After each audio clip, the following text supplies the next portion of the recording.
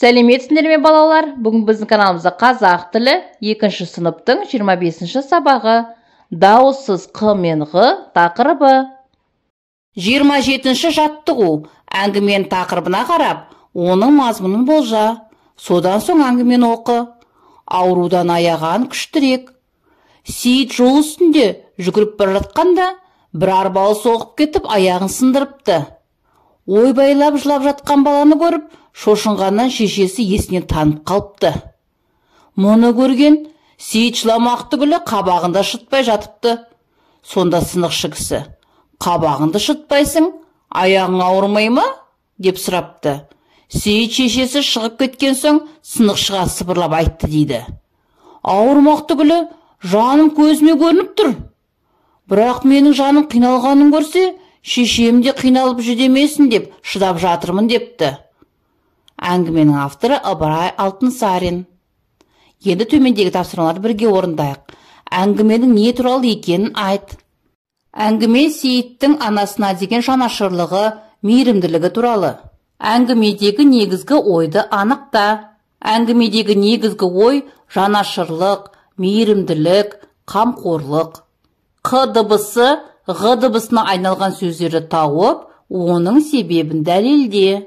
Қ дыбысы ғ дыбысына айналған сөздер: соқ соғып, аяқ аяғын, қабақ қабағын, қабағыңды, шық шығып сөздері.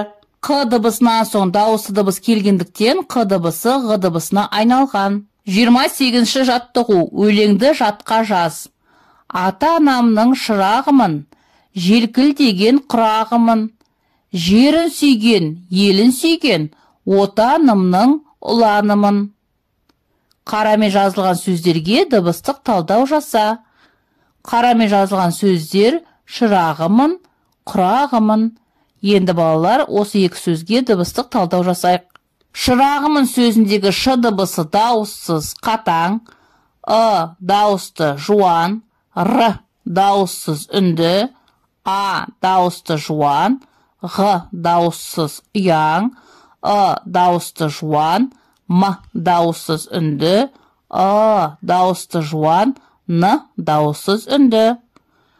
Құрағымын сөзінде қ дыбысы дауысты, қатаң, о дыбысы дауысты, жуан, р дыбысы дауыссыз, үнді, а дыбысы дауысты, жуан, ғ дыбысы дауыссыз, ұяң, дыбысы дауысты, жуан, м дыбысы дауыссыз, үнді, дыбысы дауысты, жуан, н дыбысы дауыссыз, үнді.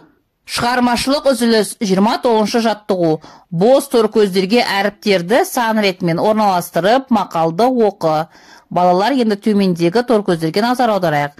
Бізде әр торкөздің үстінде сандар тұр. Демек, санның астындағы әріптерге қараймыз. Бізде бірінші торкөзде 6 деген сан тұр. Демек, 6 деген санды іздеп табамызды. Оның астындағы әріпке қараймыз. Бізде Б әріпі тұр. Б әріпін бірінші торкөзге жазып аламыз. Келесі бір әріпі, бір саны, бір санның астында әріпі тұр. 4-те бізде Л, 1-де бізде және 10-да бізде М әріпі тұр. Осылай бізде білім деген сөз шықты. Ары қарай балалар өздерің сан ретіменен орналастырып мақалды жазасыңдар. Бізде шыққан мақал білім өмір азығы. Осы мақалды дәптерлеріңе әдемілеп көшіріп жазып алыңдар. Келесі 30-шы жаттығу. Бүгін әжеңнің туған күні. Әжеңе ашық хат әзірлегің келді. Өз құттықтауыңды төмендегі қай сөзбен бастайсың? Бірінші: армысыз әже.